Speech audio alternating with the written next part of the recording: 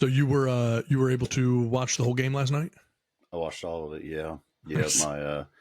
My 16-year-old's a Jimmy Butler fan, therefore a de facto Heat fan. So, and then my nephew's a Celtics fan. So they had actually 20 Oh, bucks, $20 riding on the game. So nice. starting early. Yeah, that's what I was gonna say. Get a nice early start on it. Yeah, 16 and a 17-year-old betting on a game. My gosh. Yeah. Yeah. Well, your boy's he's happy today, I guess, because he got a little extra little jingle jangle in his pocket.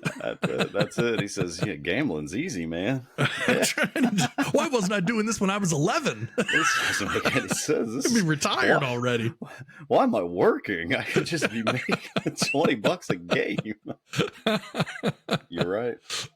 That's right. I don't know why more people don't do it. Yeah. All right, man. Well, if you're ready, I'll go ahead and count us in, and we'll get this sucker started. Let's do it. All right. Here we go. I think so. There we go. T-minus 10, 9, 8, 7, 6, 5, 4, 3, 2, 1, 0, and liftoff.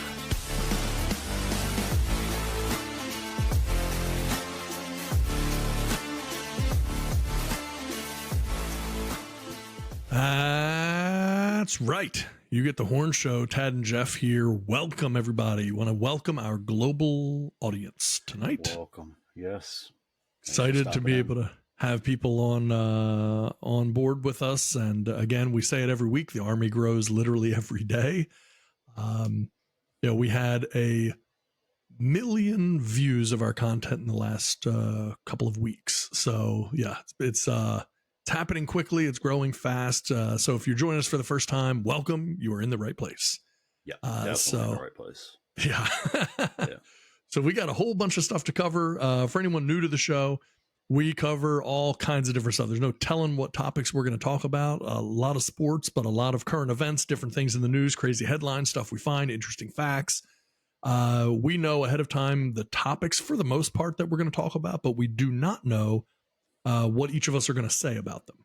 So we just know these are topics up for discussion, and then we kind of find out in real time what we're going to be saying. So with that having been said, I guess we might as well jump into the top of the rundown here. The Miami Heat win last night against the Boston Celtics, and the NBA Finals are now set. It's going to be the Miami Heat and the Denver Nuggets. Lots to talk about in this series, man. What'd you think about it? What'd you think? What a series, right? I mean, it's 3-0, and then, man, the Celtics just come back one game at a time. That last game, the game before Game 7. Oh, my goodness gracious. Ugh, You want to talk about heartbreaker. Little controversial, the foul that Al Horford did on Jimmy Butler. I'm watching the game, and like I'm watching it with my kids, and I see. I thought at least I saw 2.1 seconds, and then all of a sudden, like, I don't know, it did something else, and look up, and I was like, when did they put 3 seconds back on the clock? Yeah. And my oldest is like, no, it was always 3 seconds. Like, I don't know. I don't argue anymore. It's and look, I'm not going to rewind it to see if I was right. I didn't care. Okay, maybe. So then I start, after the game, I start looking through, TikTok and tweets and everything else, and then lo and behold, they did put 0.9 seconds like back on the game. So I don't know. I guess. I don't know. Of course, the NBA came out and said, "Hey, we got it right." Who's going to argue with them? It definitely looked like it should have been minimally like 2.7, 2.8, which wouldn't have given Derek White enough time. But man, this is when I think I realized that I'm just getting old, and it's fundamentals for me, man. It's fundamentals. It always comes down to fundamentals. You have to put a body on the inbounder. You cannot let this dude go straight to the basket. And I'm yelling that, like, as I'm watching the game, I'm yelling at it. Watch the inbounder, right? Yep. So, but then, yeah, this second game, this game 7, whew, man, the Heat really. How about the Heat? They said they didn't even buy tickets home. They were going straight from Boston to Denver. Yep. The cojones on them. Yeah, good for them, man. 8 seed. Oh, man, I knew I wanted to bring this up. So, do you realize that Boston has now had 2 teams in the same year lose to an 8 seed? The Boston Bruins, who actually won the President's Cup, loses in the first round to an 8 seed, and now the Celtics. I saw that, and I was floored by that. I mean, what a weird time for sports in Boston. You know, it's like there was the best of times, it was the worst of times. Oh, you know? yeah. It was the best of times until you get to the playoffs, apparently, for at least the Bruins. Celtics, man, I don't know. That's a lot of controversy they had at the beginning of the year, firing their coach. Joe Mazzola takes over. Doesn't really even have a full offseason to really instill anything. Gets them all the way to the Eastern Conference Finals, Game 7. So good job on him, I think, anyways. Is he the long-term answer? I don't know. I mean, I'm sure they didn't change a whole lot up with, that Udoka had, but what a wild series that was. Meanwhile, Denver is sitting there with a 2 weeks recovery time. This is a mini off season for them at this point. Now I could see him coming out game 1 maybe being a little rusty, but I just think, man, having that much rest has got to be that just has to play in their favor. For me, anyways. Has to. I want to see the Heat. I really want to see Jimmy Butler win. I don't care so much about the Heat, and a little bit. A little bit. I want to see maybe the head coach Spoelstra win one without the big 3. Yeah. But I mean, Jokic, Jamal Murray, Michael Porter Jr. I just don't know. I don't know who matches up on Miami with someone like Nikola Jokic, because Lakers have big men and they couldn't match up with him to save their lives. No, dude averaged a triple-double. I mean, there's just you can't do anything against this guy. And I'm watching the Heat game, and I'm like to me, Bam Adebayo is the softest, biggest man I've ever seen in my life. Fadeaway shots. Like, he at one point had Derek White had a chance to back him down, and he throws the ball behind his back out to the 3-point line. Bro, you have him back him down. Yeah. So I don't see it. My call is going to be Denver and 5. That's what I'm predicting here. I'd probably say Denver in 6, but I'm saying that more with my heart than my head, only because of what we've seen Miami do already. Yeah. When you see that team that starts to get in that Cinderella type scenario, not that Denver isn't also in that, because nobody would have really thought that Denver is going to be winning the NBA championship this season. But you see that Cinderella team where it seems like it's just going their way. You don't want to bet against them completely, but it's hard. I mean, Denver's just such a balanced team. I mean, they're really good. And then, of course, freaking Jokic there's not a lot. There's not a solution. Right.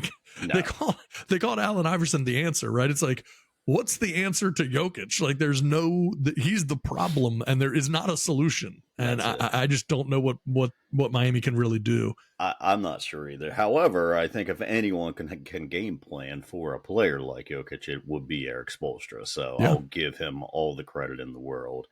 I hated him when he was coaching the Big 3, but he stuck it out. Riley stuck it out with them through some pretty lean times, and he's got this team playing. Now I don't know what's next for the Celtics, man. That's the question. You have a 26-year-old Jaylen Brown up for a supermax, and then you have you have Jason Tatum, who's only 25 years old, also up. If you pay them both the max, that's $613 million between the two of them. I don't know can't the Boston happen, has, right? I don't know the Boston doesn't. I don't know if they have a choice, right? I don't. Yeah. Unless someone's going to come out with some, just some massive offer, for Brown. I don't know what choice they have. I really don't. I think they have to do it. I don't know that I would do it. And I don't see them. Look, I'm not a strong basketball guy in terms of my knowledge. I'm more NFL than NBA. Sure. But I don't see Boston being able to win a championship. Like, I don't think, I'm certainly they're one of the, the 5 or so best teams in the NBA, 5 to 7.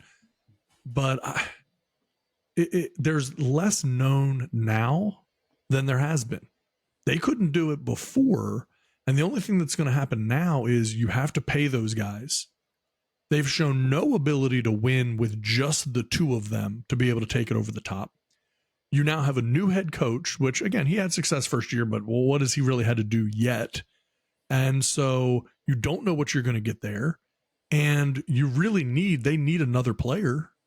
But who's that going to be? And how can you afford that other player if you've got to pay Tatum and Brown that amount of money? I think they're a player short, and I don't see how they're going to be able to get that player after they pay Tatum and Brown. There's going to have to be some good magic work going on there because, I agree. I don't know. I don't know how you really do that. And you see that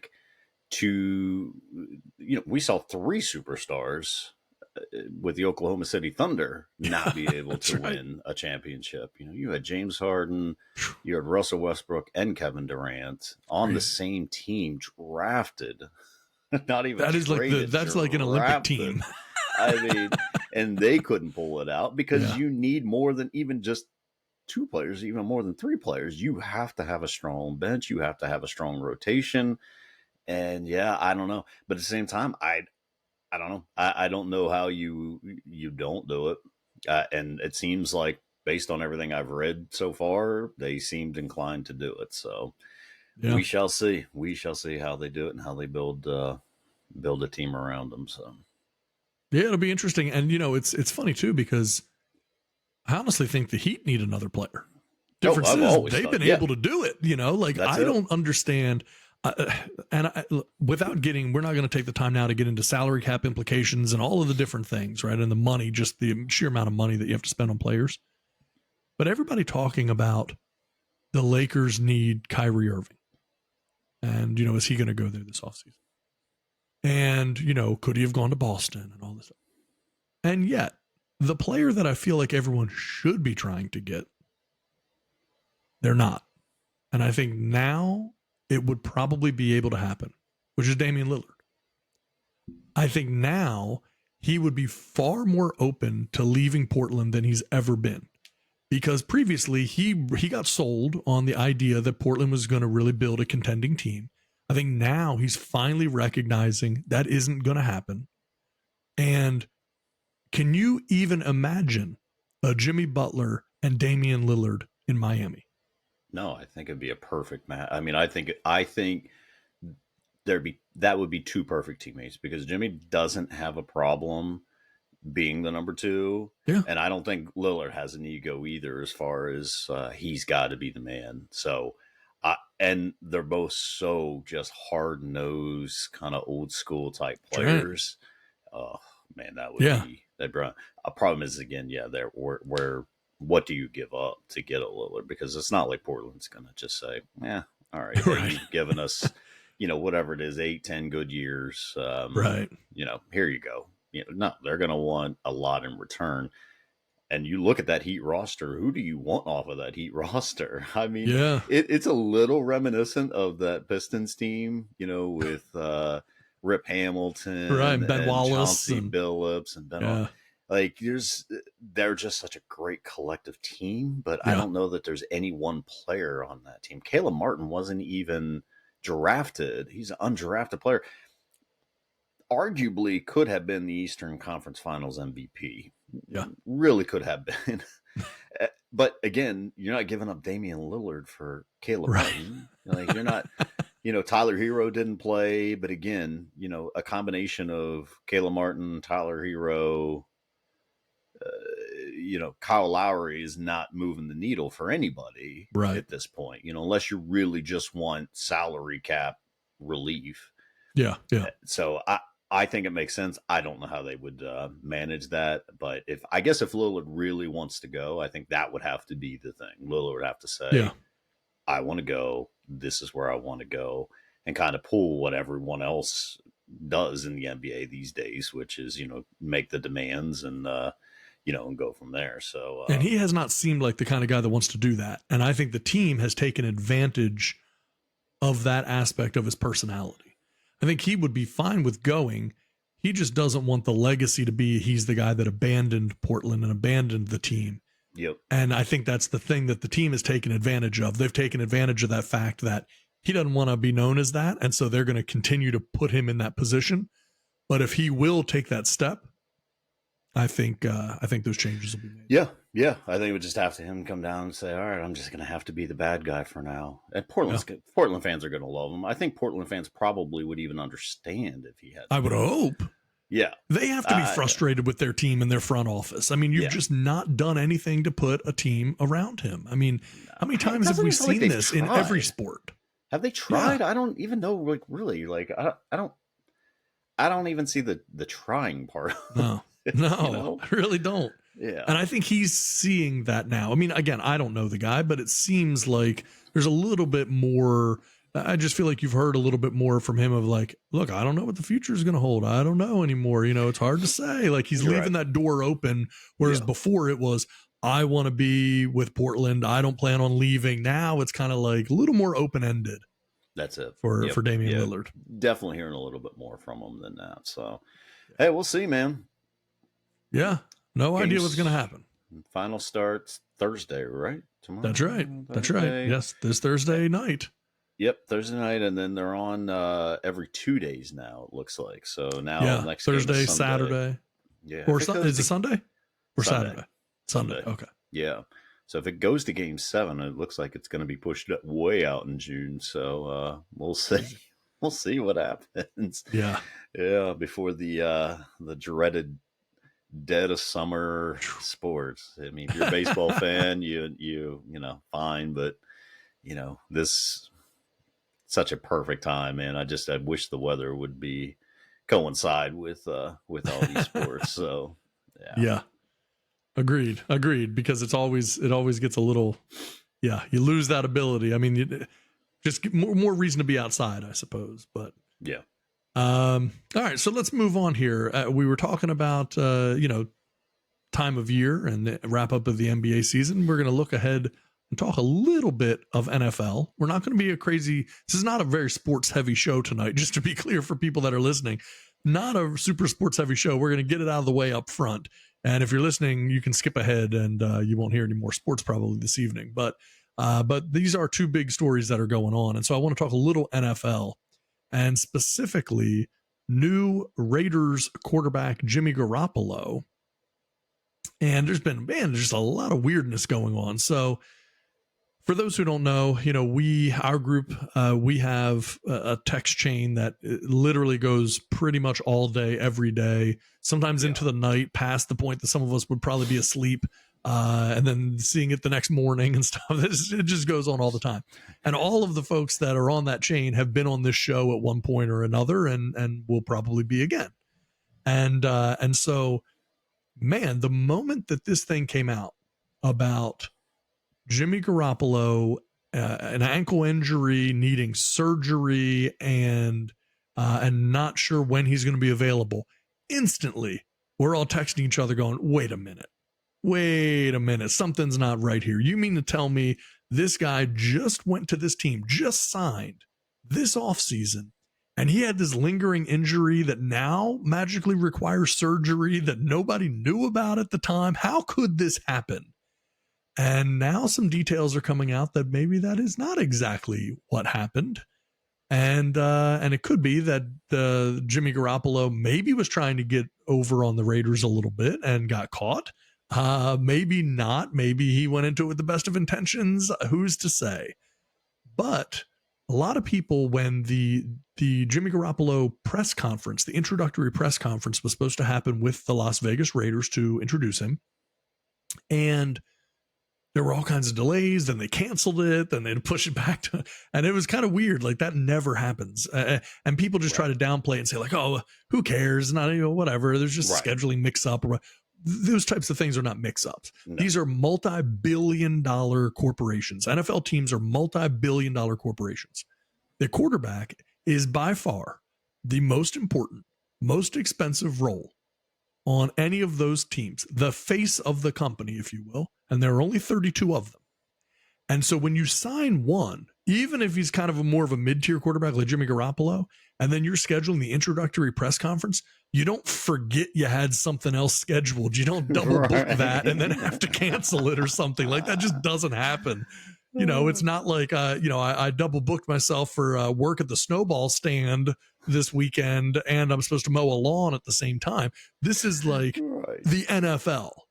And so now turns out that apparently the issue on canceling Jimmy Garoppolo's introductory press conference was because he failed his physical for the Raiders. And so they couldn't announce him because they didn't even know if they were going to sign him at that point. And so and keep in mind, they had all the reporters there. Everybody was there. I mean, this was like canceled at the last minute. Reporters were standing around waiting for this press conference to happen, and then it didn't. And so, look, as much as they are tremendously annoying, particularly this one person, Mike Florio, as annoying as Florio is, and really is his own worst advocate, a former attorney who I would never want to have as my attorney. Maybe he's a good attorney for someone else, but he's the worst advocate for himself. But I will give him credit. He had information dug up on this pretty quickly about an addendum G in the Raiders quarterback with in the Raiders contract with Jimmy Garoppolo, addendum G. And that was essentially having to do with a waiver and release.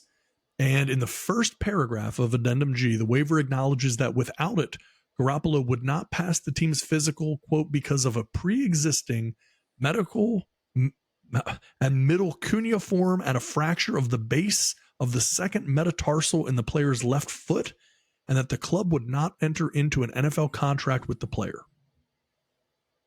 So this was apparently put into his contract with the Raiders for this reason. So apparently they knew about it, and then he failed his physical, and it's turned into a whole other thing now. And so, look, I've been rambling for too long now. I want to get your take on this. What is we were texting about this quite a bit, but like, what's going on with this whole Jimmy Garoppolo thing and the Raiders? I mean, honestly, what is happening? You got me, man. I mean, your backup quarterbacks for the Raiders are currently Brian Hoyer, Aiden O'Connell, and a guy named Chase Garbers out of California. If this was the case, what are the Raiders doing at this point? This didn't happen like last week. You still had time to sign someone else. So are they not concerned about it? How did the injury happen? Do we even know? No one's even said anything about it. Like, did he trip on his way into the facility to take the physical and then hurt his foot? I mean, I don't know. And then he was fine with it. So does that mean like, well, I got to save face? Because who agrees to that? Like, who would agree to that? Like, no, I'll go elsewhere. Didn't have a choice to go anywhere else. It stinks, man. Like, this doesn't, I don't know. It just doesn't sound right to me. And okay, so you knew, but now you're going through all of this, knowing full well your guy hasn't even played a down for you, and is already needing foot surgery. Yep. Why aren't a guy who has a long history of injury? Already coming off of an ankle injury that he needed surgery for. So why are you still entertaining this at that point? Like, I don't, you can't be doing this just to save face. Like, okay, yeah, he didn't pass a physical, so we're not going to be able to sign him. Yeah. Come summertime, if he passes, then yeah, we can renegotiate that. Now, I mean, you know, they're off. Okay, so they're off scot-free, right? So good. You know, they've done well there. But now you're going to have a 37-year-old Brian Hoyer leading your team. I mean, Doesn't Devontae seem like the Adams good has recipe. to be like, and you already hear Devontae Adams coming out saying, you know, pretty much questioning what leadership is doing. You just signed this dude, Yep. and now he might have Brian Hoyer or Aiden O'Connell or Chase Garbers throwing to him. It's already bad enough he's got Jimmy Garoppolo throwing to him. You know, you went from Derek Carr. You went from, I mean, let's go back. You went from Yeah. Aaron Rodgers to Derek Carr to possibly Jimmy Garoppolo, now possibly Brian Hoyer, Aiden O'Connell, Chase Garbers, or any of the combination of three. And you are arguably top 2, top 3 wide receiver in the NFL. A lot of people still think number one. I mean, he's right I'm not there. gonna He is argue one of the best. Yeah, you could make an argument, and I wouldn't even argue with you if that was the case. You know, so I don't know why. Why are you going through this? Why are you doing this? Find someone else. Plus, you have now the entire draft that you could have gone out and gotten someone in the draft. And I don't know. Maybe they did draft that Chase Garbers. He doesn't sound familiar to me, so maybe they drafted him. Yeah. But at the same time, like, what are you doing, man? I don't get it. Don't forget, the Raiders could have been in on the Aaron Rodgers sweepstakes. Absolutely. They could have been going after Aaron Rodgers, and they decided to stick with Jimmy Garoppolo. And so to give you an idea, so I pulled up the contract specifics here. What Jimmy Garoppolo has now signed off on, the amended agreement with the Raiders. In the second paragraph of the contract, Garoppolo expressly acknowledges and waives the risk of further injury, including potential, quote, permanent disability by continuing his career. Quote, player also understands that such condition has decreased his ability to play professional football, the waiver states, and that continuing to play professional football may result in deterioration, aggravation, or re-injury of the existing conditions, rendering the player physically unable to perform the services that would be required of player by an NFL player contract. In the third paragraph, Garoppolo expressly assumes all risks of continuing to play despite the condition. In the fourth paragraph, Garoppolo waives all claims against the Raiders, the league, and anyone else who could be responsible for anything related to the condition. In the fifth paragraph, Garoppolo agrees that any disputes regarding whether any injury involves the conditions specified in the waiver, quote, shall be resolved in the discretion of the club's physician, while also preserving the player's ability to seek a second opinion. So what he's basically done is said, I'll sign all rights away, everything. I will never be able to sue the team, sue the trainers. I will never be able to argue anything that has to do with anything with this injury. I will do all of it. And he originally had an $11.25 million signing bonus. So this is kind of an important thing that people maybe, I don't always understand or think people fully grasp. Jimmy Garoppolo originally had an $11.25 million signing bonus and then a base salary of $11.25 million for 2023.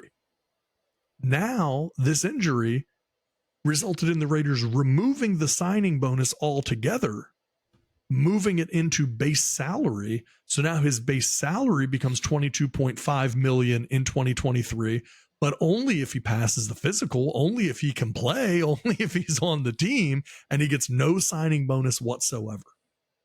So this guy has waived every single thing he could possibly waive to sign a contract, which really tells you how badly he needed this signing, just as much as the Raiders did. He was willing to sign his life away, basically, to be able to say, just get me on a roster. I need to play on a team. It's pretty shocking, man. It's pretty shocking. And again, I guess the Raiders felt like they had him, you know, and they could get him to sign anything they wanted him to. So they did. Now I'm going to throw something at you. Someone is about to enter into a ownership stake with said Las Vegas Raiders. One Yes. Mr. Thomas Brady. Yeah. What do we think about Thomas Brady becoming a owner player for the Las Vegas Raiders? You know, the whole situation's bizarre, but it could work. I don't know how he'd get paid exactly, because I mean, there's just a lot of weird things. I don't know how that works nowadays under contracts as a player or player owner. Like, I'm not sure how that works. How often does that ever happen? Come up. Yeah. I mean, who's a player and an owner? Now, it's funny because I was saying Antonio Brown. Right. That's a model. That's a model for all sports to work off of. It's funny because I was saying back when Patrick Mahomes signed his new deal with the Chiefs, I said at that time that I felt like the next step for NFL quarterbacks would start to be ownership stakes in the team. And I maybe was a little ahead of the curve on that because that hasn't happened yet. And lots more contracts have been signed, many more making more than Patrick Mahomes' last contract was. So that hasn't happened yet. But maybe this Brady situation could be a model for that to happen.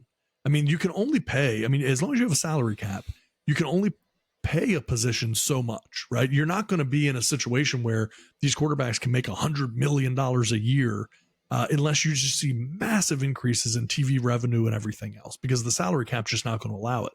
Right. But that's the one aspect that just hasn't been taken into consideration yet is, what about ownership stake in the team? What if I gave you $50 million a year plus 1% ownership in the team, right? And knowing the growth that's going to happen, you know. So I don't know. It could be an interesting idea. Brady, I mean, look, the only thing that would stop Brady from going there is that the Raiders aren't ready to win right now. That's the only reason. Like, Brady's whole thing is he just wants to go and win championships, just try to further cement a legacy. If he thinks he can do that in Vegas, he will try to make it happen. That would be the only reason not to. He's not going to come back to play just to play. Right. I mean, you know, if Tampa was better this year, maybe he doesn't even retire to begin with. So, you know, it's that's the only part, is that it is the Raiders. But look, I mean, Mark Davis is, you know, say what you want to say, but the Raiders do have a lot of good things. I mean, they got a brand new stadium. They got one of the best receivers in football. They have one of the best tight ends in football, and Darren Waller. Or no, Waller's not there anymore. Never mind. Yeah. He's with the Giants now. So you basically have Devontae Adams. He's the reason that a Tom Brady would want to go there. Sure. But hey, man, if I could own the team and play for a year, I mean, not fully own the team, but if I had an ownership stake, might be well worth it for me. I mean, either that or they're just tanking along with the Cardinals to try and get the rights to Caleb Williams next year. That's the only thing that makes sense to me. Yeah, because, that's a good point too. Yeah. I just I don't see otherwise why they would continue on with these charades. It's just, who cares about saving face? Like you say, he's got an injury. He didn't pass his physical. We're not going to be able to sign him. We're going to be looking elsewhere. We wish Jimmy Garoppolo the best of luck next year and wherever he goes. Very simple. Yeah, or we'll reevaluate it at a different time. Yeah. Instead, they went through all this stuff, making him sign all this stuff to potentially not paying him a dime, which is awesome. But what are you doing? You don't have a quarterback. Yeah, right. You don't have a quarterback. Yeah. Well, you know, look, the other thing too that I think we'd be remiss if we didn't touch on. Players need to learn lessons. Stay away from bad teams, bad organizations, poorly run organizations. Players know who poorly run organizations are. If you go to the Cleveland Browns, that is a poorly run organization. You know it before you go. If you go to the Arizona Cardinals, that is a poorly run organization. You know before you go that is a poorly run organization. And look, the Raiders, unfortunately, don't have a history of being a well-run organization anytime in the last couple decades, probably. Yeah. So that's another team. And so, I saw the same thing the other day about Deshaun Watson, now quarterback for the Browns, saying he'd love DeAndre Hopkins to come there and for them to play together again. And my thing is, if I'm DeAndre Hopkins, why would I go there? I've only played for dysfunctional organizations. I've played for the Houston Texans, the Arizona Cardinals, and now I want to go to the Cleveland Browns. Like, Right. Why would I ever do that? It makes no sense. Like, sometime in my career, I want to play for a good, relevant team. And, whoever that team is, there are teams. I mean, it could be Kansas City. It could be Buffalo. It could be Baltimore. Should be Baltimore, by the way. But there are teams. There are opportunities there. But Cleveland is not the place that you should want to go. Particularly if you're near the end of your career, unless you've already won a Super Bowl or two and you just want to take the money. But outside of that, it makes no sense. These players that go, and Devontae had his choice. He could have gone to a multitude of places. He chose the Raiders because of Derek Carr. And again, a poorly run organization ships Derek Carr right out the door. They dangled Derek Carr long enough to get Devontae to sign. Then they get rid of Derek Carr because they have Devontae, locked up. And now what? He can't do anything. So what's supposed to happen? He's got no one throwing him the ball, and you're wasting some of the best years of Devontae Adams' career. It's criminal. I mean, and at the same time, for what? For the Raiders? Why? Why are you going to pay Devontae Adams all that money when clearly you're at this point have to be in a rebuild mode, especially if you can't get Jimmy. And let's just say, even if Jimmy can play, what do we have that says this guy's not going to be injured by week 4 and be out for 3 to 4 weeks? It doesn't make any sense at all. No. It's just oddly, just very odd all the way around. It really is. Yeah, it is. So, yeah. All right. Well, anyway, enough football talk. Some people listening to the show right now are thrilled because we've been talking nothing but sports. And some people, if they're still with us, have been disappointed because we've talked about nothing but sports. So we're going to flip the script on them now and talk about something totally different. And I saw this. I don't know how I feel about it. This world has some slippery slopes nowadays, and this one is definitely one. New York State Christian University fires 2 employees over pronouns in work emails. Now, I think this is pronounced Houghton University, Houghton, Houghton, not sure. University said the terminations were not solely based on the pronouns in email staff signatures. So to be clear, I'm going to give you the little rundown. 2 employees at a small Christian university in Western New York have been fired over using their pronouns in work emails, according to reports. Reagan Zelaya and Shua Wilmot, both Residence Hall directors, were asked by administrators at Houghton University to remove the words she/her and he/him from their email signatures, saying they violated a new policy, according to the New York Times. When they refused to remove it, they were fired. And this is incredibly bizarre. And they've come out and they've said it's because they have uncommon gender neutral names that have resulted in them being misgendered in the past during email correspondence. Meaning, if you don't know who Reagan, particularly spelled Raegan, you wouldn't necessarily know if that's a male or a female, person. Or Shua Wilmot, you don't know. So they're thinking they're doing like a favor to people and letting them know, like, I'm a guy, I'm a lady.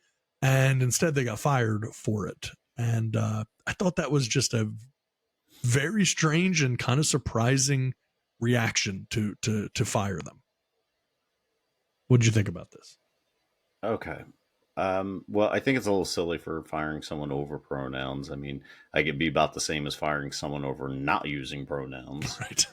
I think pronouns are ridiculous, but I don't care if somebody else uses them. And I certainly, I mean, I may roll my eyes when someone sends one and it, she, her, hers. Like, do I need to know that? Like, maybe I could understand if like you went by a different pronoun, Z's or something, whatever, I don't even know what that is, but but I don't buy, I don't buy that you're doing that. as because you're afraid that someone's not going to misgender you, or you're afraid someone's going to misgender you. Because why wouldn't you just put Miss Reagan Zalea? Right. Right? Yeah. Why would you have to do it?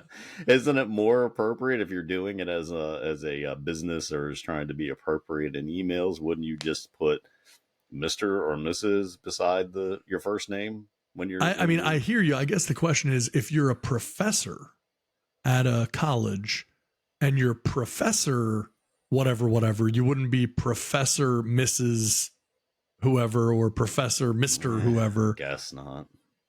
So that's the only thing I'm not sure of. But supposedly now the school came out and said, oh, we would never fire someone just for this. Like, that's not, how we do things.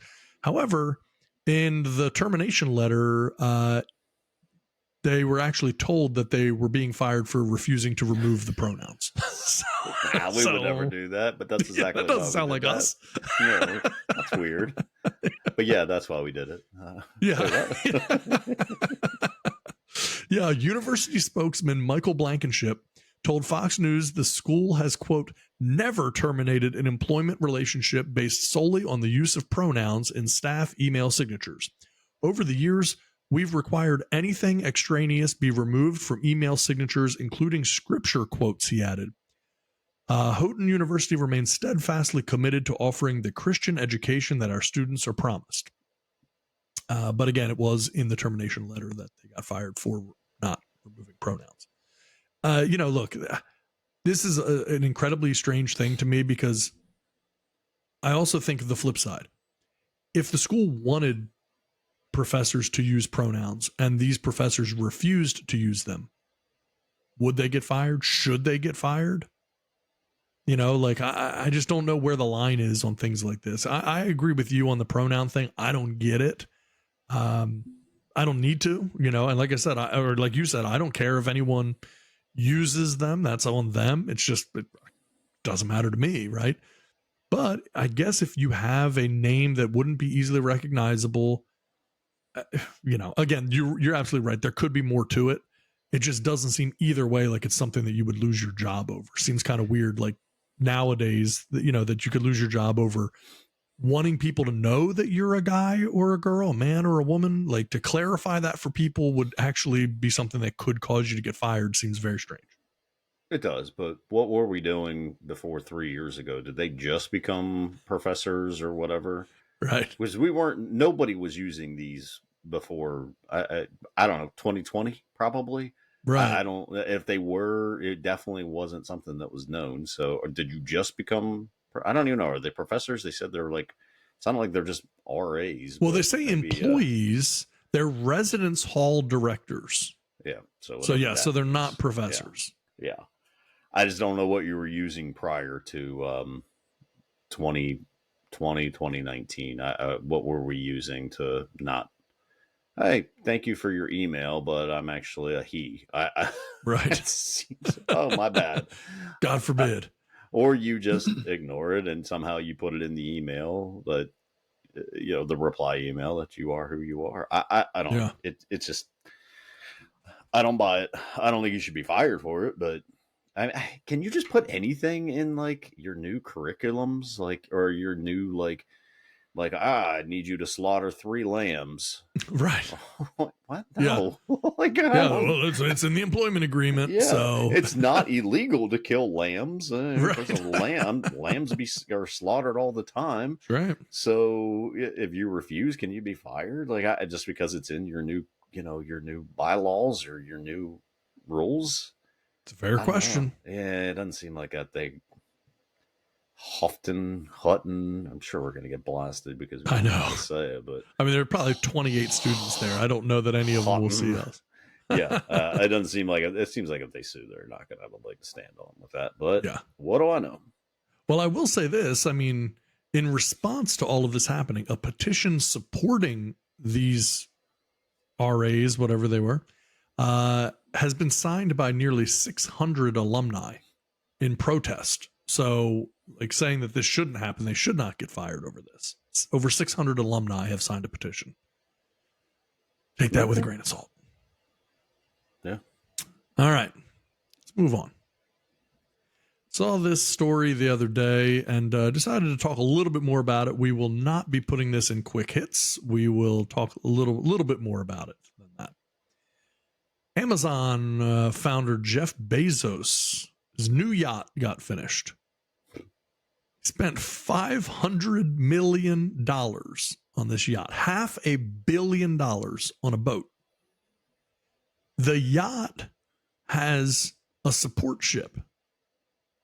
The support ship that you would get off of the yacht and get onto to be able to travel a little easier and go into different waters has the support ship is 246 feet. It's almost the size of a football field. What in the world? Yeah, it's insane. So, yeah. It's called the Kourou, colossal triple-masted Kourou. Jeff Bezos is now the third richest man. He was cruising around the Mediterranean, around Majorca. This new ship, it's a sailing ship. It's 417 feet long, so essentially a football field and a half. And yeah, pretty insane stuff. So the support vessel is a mega boat in its own right, and then it has a helipad as well. So you can land a helicopter on board the ship, on the support ship. On the support ship, sure. Or on the support ship, because the main ship is a sailing vessel, has 3 massive masts on it, so there's no place to have a helipad. I guess they just didn't think about that until later. So the support ship just follows behind it, or it's somehow towed behind it, or what? Like they got... It's definitely not towed. It's definitely not towed. Definitely not towed behind. I don't know. Like, it's the length of a football field. It's not what's being a support towed. ship, though? I don't... So,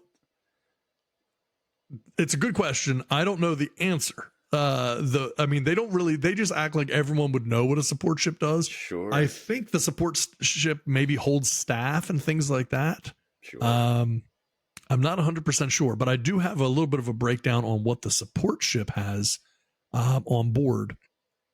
And it's a lot.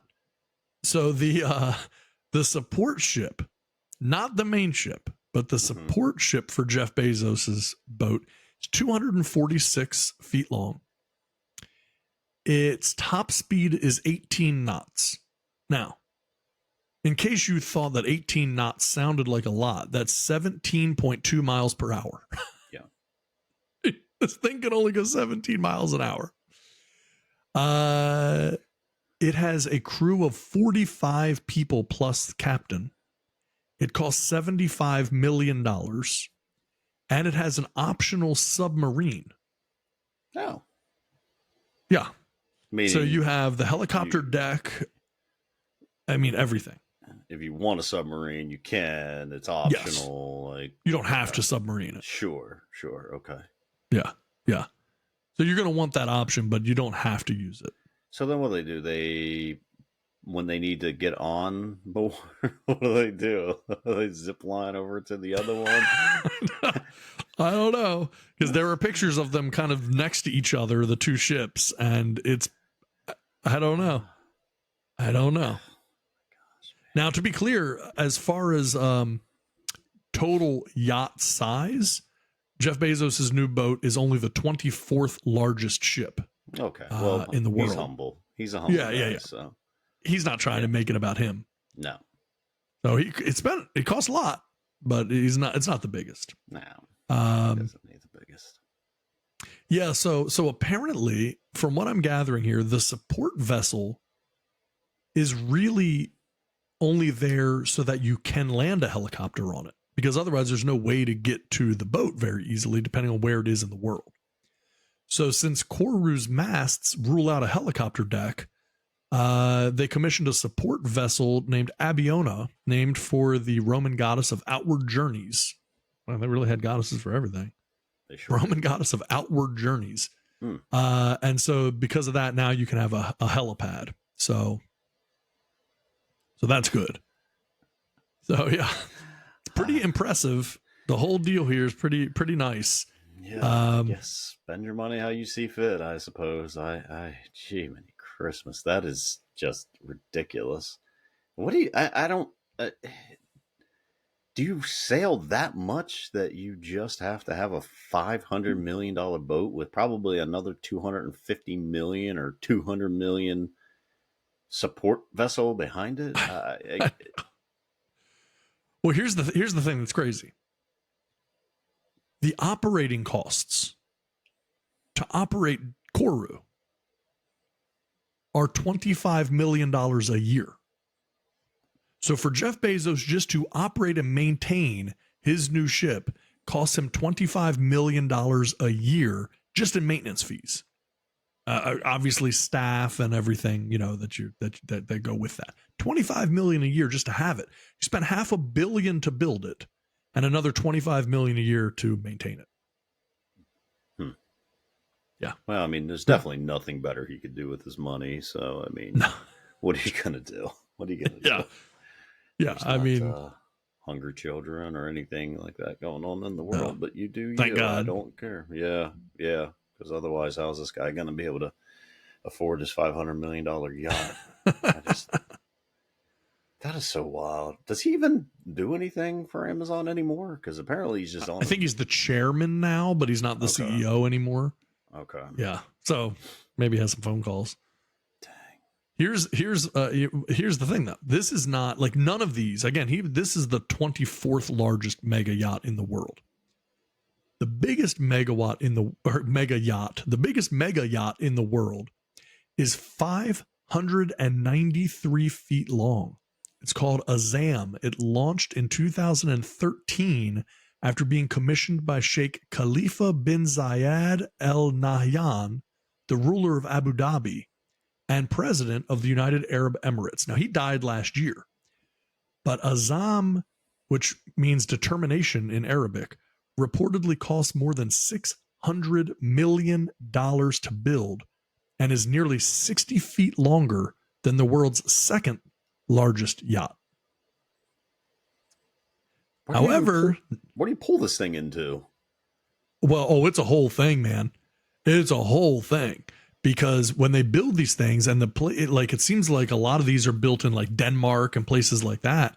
And they have to be able to get them to the water. It's so difficult that they have to, in Rotterdam, they were looking at having to tear down old bridges that were like 150 years old to be able to get it there. Finally, they just scrapped that because locals were upset. So they took it in pieces over to finish it at the port and get it into the water. But you can't pull up to anything. That's why you need the helicopter pad and you need the other things. And yeah, it's crazy. That is wild. Yeah. So next year, talking about mega yachts, next year there's a new one coming out called Rev, R-E-V. It's a 600-foot yacht. It's currently under construction in Norway. It will have space for 36 guests and 54 crew members. 600 feet long. So 2 football fields long. It's insane. And that will be be delivered in 2024. Yeah. 18 guest rooms in that one. Oh, gosh. So something to shoot for. If you like being out on the water. See if you can get a bigger boat. My gosh. We're going to need a bigger boat. All right. I'm going to hit on this, man. I feel like some people have thought that we've become the Bud Light show or something like that. We're not a political show particularly. Again, we've talked about this before. We're a common sense show. And we call it like we see it. Yeah. And some people don't like that, or they get offended by that, or they think we're saying something we're not, or any number of other things. We started talking about this Bud Light thing. And people have been just flipping out over this.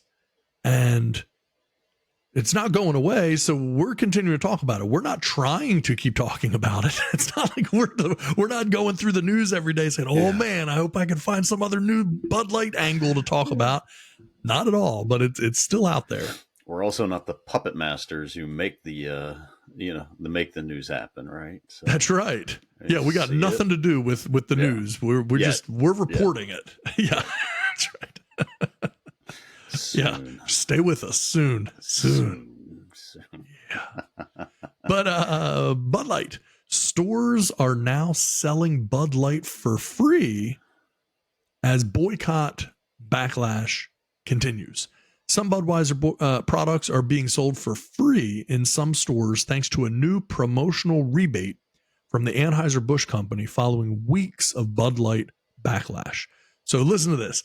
Ahead of the Memorial Day weekend, Bud Light revealed a new promotion called the U.S. Budweiser Family Memorial Day Rebate.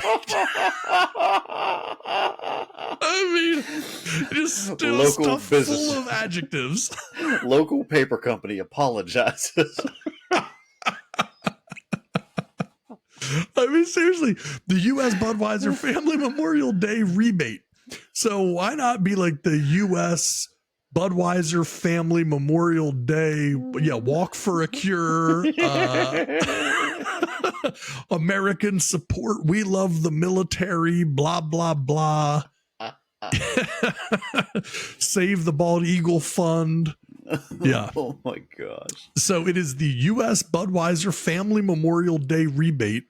Words that none of which seem to even tie together. That's just like a random, it's like Mad Libs. They just stuck words together. U.S. Budweiser Family Memorial Day Rebate. Online for customers from eligible states. The rebate promises an amount, quote, equivalent to the purchase price of one 15-pack or larger, up to $15 of Bud Light, Budweiser, Budweiser Select, or Budweiser Select 55, paid via Anheuser-Busch Digital Prepaid MasterCard. Based on recent prices for Bud Light products, however, in some cases, this would be giving packs of beer away for free. Wow. Online searches of local beer retailers find many offers for under $15 for 15 packs or larger of those Budweiser products. So if it's less than $15 and they give you a $15 voucher, you are now getting free Bud Light. So they're really hoping to turn these things around. Well, you're getting free Bud Light, but you have to go online and then you get a digital Anheuser-Busch digital prepaid MasterCard. Apparently. That can be used at any location or just on the Anheuser-Busch website for more Anheuser-Busch. I'm sure it's only good for Anheuser-Busch, but it's not everywhere, apparently. But it is interesting. This was in Wisconsin. They said there's a special, a 20-pack of Bud Light for $15, a 20-pack. Then they're giving a $15 QR code. And this is Bud Light's own posters on here. A $15 QR code that you can scan and get, and then you will get the 20-pack of Bud Light for free. That applies to purchases between May 17th and May 31st. So from mid-May to end of May, this was all about Memorial Day, obviously, trying to get things going again. So I wonder if it's going to work. I really do. I would love to see what it is. Did you see they come out with the Harley Davidson cans now? Yeah, they're doing camouflage cans, Harley Davidson cans. Why not do like a can for that old Sylvester Stallone movie, Over the Top, with arm wrestling? Why don't you do an arm wrestling can as well, and maybe a lumberjack can? Couldn't they do something like this? Real macho. Put some some women in bikinis on it. Yeah. And, And a guy like working on his hot rod. He's underneath the car working on his hot rod, and he's on a can, and whatever the most macho things that you can think of. Here's a can with nothing but a collection of cool mustaches all around the can. It's so weird, man. It's like they went so far one way. This is okay. This is an example of, again, as has been the case for Bud Light and Anheuser-Busch throughout this entire process, corporate stupidity. You went all the way to one side with this partnership with Dylan Mulvaney, a transgender influencer, and then you upset your core demographic. Mm-hmm. So then to remedy that, you try to go all the way back the other way to get back in the good graces of your core demographic by invoking the military and first responders and America. Meanwhile, again, just for people who don't know this, Anheuser-Busch is no longer an American-owned company and hasn't been for many years. They're owned by InBev, which is a Belgian company.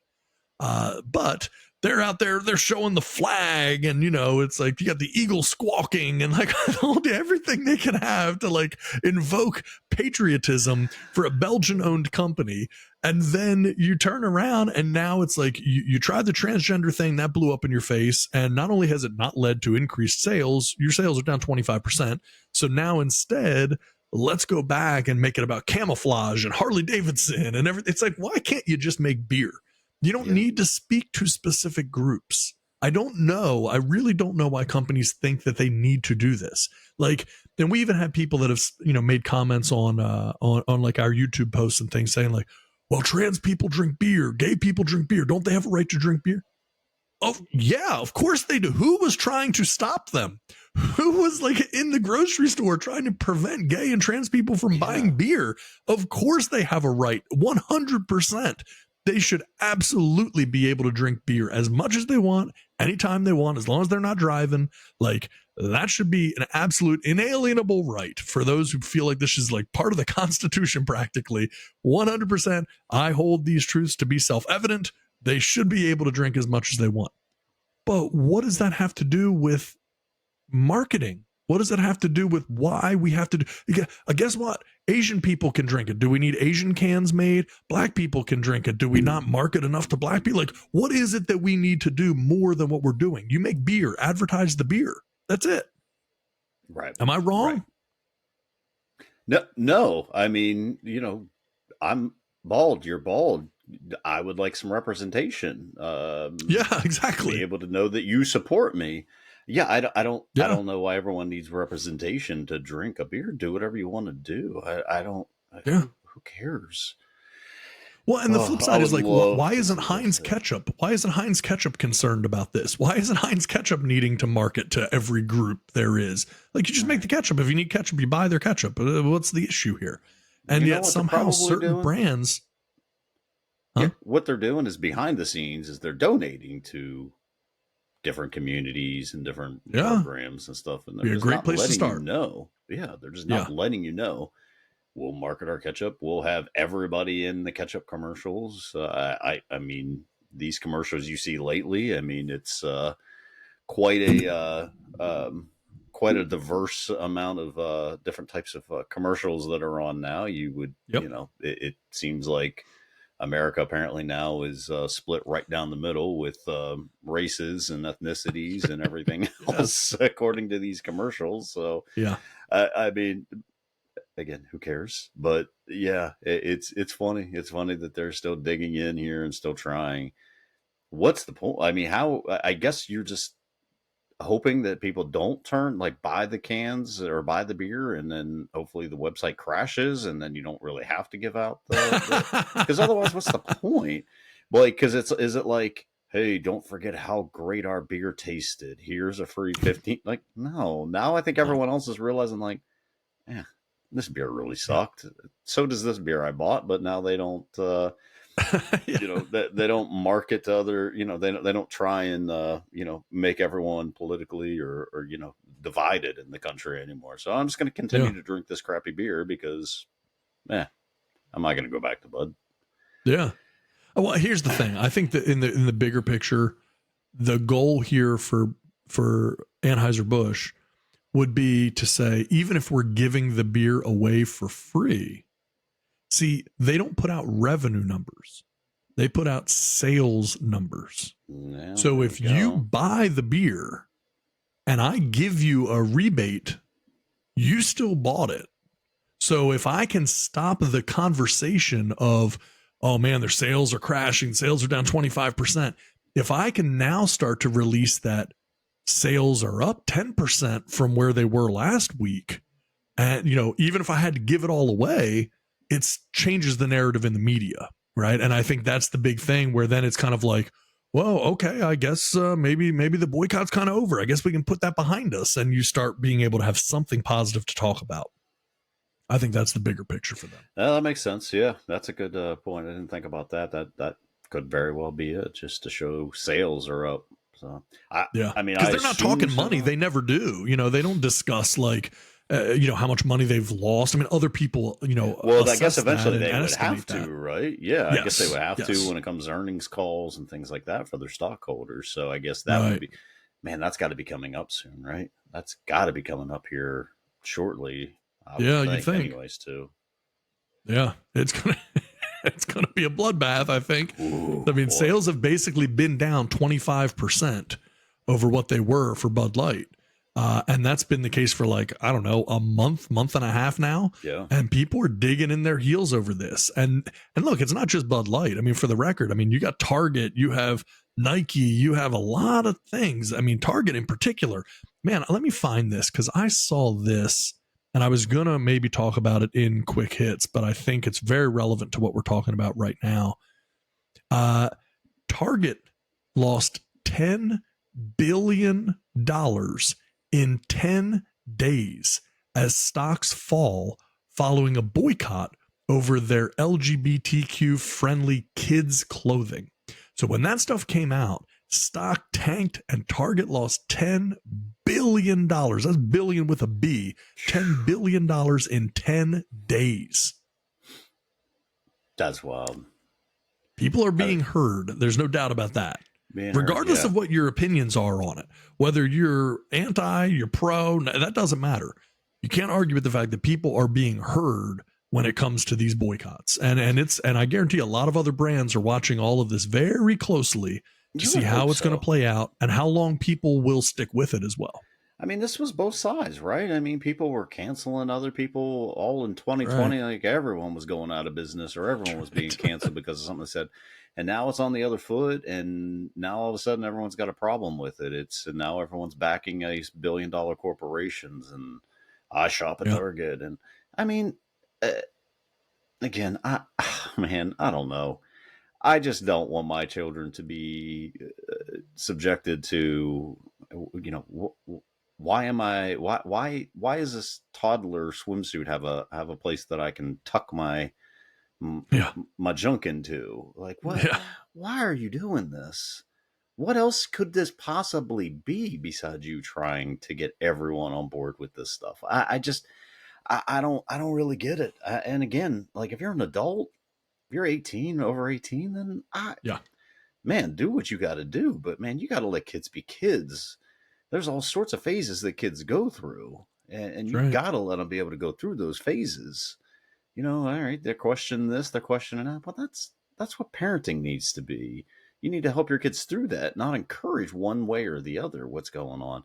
I'm sure I'm going to get killed and blasted for it. I don't really care, honestly. I don't, because it's weird to me that like we all want our kids to be something when they're kids. Like, my kid wants to be a football player, baseball player, basketball player. Like he's 7. He wants to be all those things. I mean, okay, great. But I'm not going to like pull him out of school and have him go full time into all these sports. Like, I'm pretty sure he's going to top out at my height. He's not going to be, he's probably not going to be any of those things, but I'm going to encourage him. For people listening, your son is not Victor Wembanyama. He's not. No, but I may actually have him take growth hormones and see if we can get him shot up there, or that leg surgery that we saw that guy have. That's right. 5'4" to 6 foot. Might actually start him early on that. What happens when you start doing that? Like this is, I guess maybe I brought up a point I wasn't meaning to bring up. Where does it stop? Hey, I want my kid to be 6 foot. Yep. And so the doctors can pretty much tell you, I mean, mine is pretty sure he's going to be somewhere in the 5'10", 6 foot range based on his current growth. I mean, they have a way of telling that stuff. I assume it's probably not 100%, but okay, well, my kid wants to play basketball. So probably a good chance he's going to have to be no less than 6'3", 6'4". Yep. So should I go ahead and break his legs and go ahead and get him as that leg extension surgery? It depends. Does he identify as being taller? If he identifies as being taller than he is, then I guess you have every right to do that. Sure, right? I mean, I've got a right to mutilate his body and to have him do this because he wants to be tall and he's not going to be over 6 foot. Yeah. So I can break his legs. I can have those leg extensions put in, even though his body's not done forming, even though his body Right. is not completely changed. I can go ahead and do that, right? That should be fine. Yeah. Okay, In cool. theory, yeah. I mean, I mean, like, if what happens if he wants to be a dinosaur? Like, what are you supposed to do? Like, I mean, there's like, I just don't understand. There's this idea that I don't know. I don't know because I'm not a parent, right? There's only so much I can weigh in on this. But again, from a common sense perspective, which is what we talk about a lot on this show, this idea that kids have at 6 years old that they know what their gender is or what it was supposed to be or whatever. It's like, look, if I had a son and my son wanted to wear a dress, I might discourage that a little bit. But at the end of the day, if I let him wear a dress, that doesn't mean he was actually supposed to be born a woman and therefore he now needs to live as a woman and I should have surgery for him to make him it's just like how did we get there? How did we get to where we just started spiraling down that rabbit hole so fast versus just let a kid be a kid? And when he or she is above 18 and they can actually make their own decisions and they're legally adults, they can do anything they want to do. Like, why can't that be the case? I just genuinely don't know the answer to why. Because the kids still can't go into a tattoo location and get a tattoo, can they? Right. Well, they really want a tattoo. They really want a full sleeve. I'm sorry. They're 10 years old. Right. Okay, well, he identifies as a biker. He identifies as a rap artist. He identifies, as a basketball player, a football player, So why can't he get a full sleeve tattoo? Yeah. Why can't he buy a beer? Right. He sees me drinking beer. He wants to be like me. Why can't he be like me? He deserves that. How can I deny that? Yeah. Yeah. Why can I deny one thing and not the other? That's the big thing. Like, who's making those rules? It doesn't make any sense. Like, why do we still have certain things that we will follow rigidly? No one would ever think that a child should be able to drink alcohol. Right. Nobody would ever think that a 6-year-old should be able to go get a beer. Right. But that same 6-year-old could also, because they are confused or maybe they believe that they should be a different gender, like they could get surgery for that. Look, I've met some 6-year-olds. Most of them are not trustworthy. And most of them are not they're not like super formed as far as what they're going to do with their lives or anything. I just think that, like, man, I don't know. I would have been a lot of things if I was only going off of what I thought I would be doing at the time I was 6 or 7 or 8 years old. I mean, I can tell you it would have been a very different scenario. I don't know what. I don't remember. And thank God nobody forced me to do it or allowed me to do whatever I wanted to do at that time. Yeah. It's just not, I don't know. Gets weird. Some weird stuff. Very. Yeah. So I guess we anyway, got on a little tangent there, but yeah, protect we your did children, indeed, man. Protect your kids. Yeah. That's all. That's all. That's all I want. Just protect your babies, man. They're your babies, man. Protect them. It's okay to say no for now. They don't need everything right now. Let them go a little bit. Let them figure it out. Get them counseling. Do things like that's. Let's not just jump from 0 to 100 here, man. Like that's it. Yeah. No, very well said. Very well said. All right. Let's cleanse the palate a little bit here. This is something that really probably should be in quick hits, but I'm gonna say it now before we roll into quick hits because I just saw it. It's like, talk about helping your kids, talking about what needs to happen with kids. A Texas high school postponed their graduation after 85% of the class failed to earn a diploma. 85% of seniors were not eligible to graduate from this Texas high school, so they just scrapped it all together. There's like, We're not going to bother having a graduation ceremony. Sorry to the 5 of the 33 of you who actually did graduate. We just can't do it, man. Like, it's embarrassing.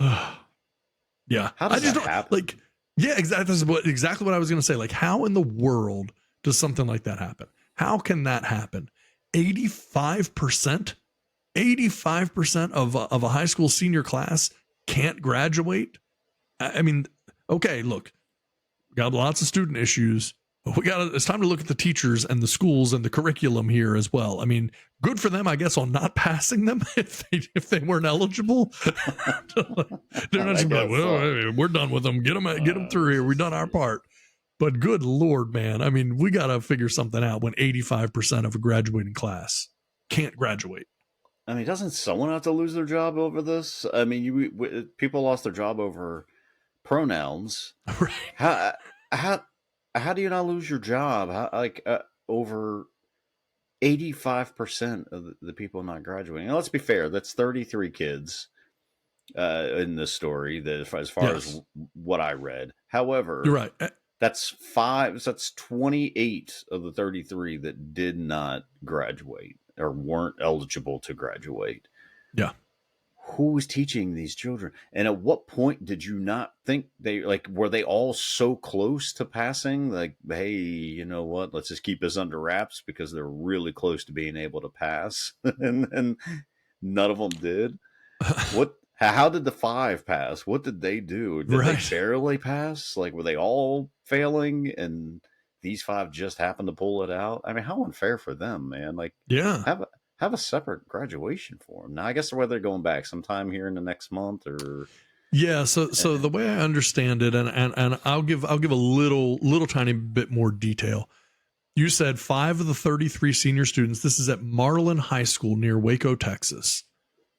And the school said it planned to reschedule the graduation for sometime in June so that students would have more time to qualify. My favorite quote in all this is from school superintendent Daryl Henson, who said, "Our commitment to excellence remains unshaken. We hold firm to our belief that every student in Marlin can and will achieve their potential." Henderson also took to Twitter to address the dismal graduation rate. "Our district will grow from this setback," Henson said. "Let this be a lesson learned for all. As we continue to go through our annual graduation audit, it's our obligation to ensure that all students have met all requirements. Support, accountability, and integrity will remain at the forefront." The school had apparently recently moved to a 4-day school week in an attempt to reduce absences because apparently part of the issue for students not being able to, it was either grades or attendance for why these students couldn't make it.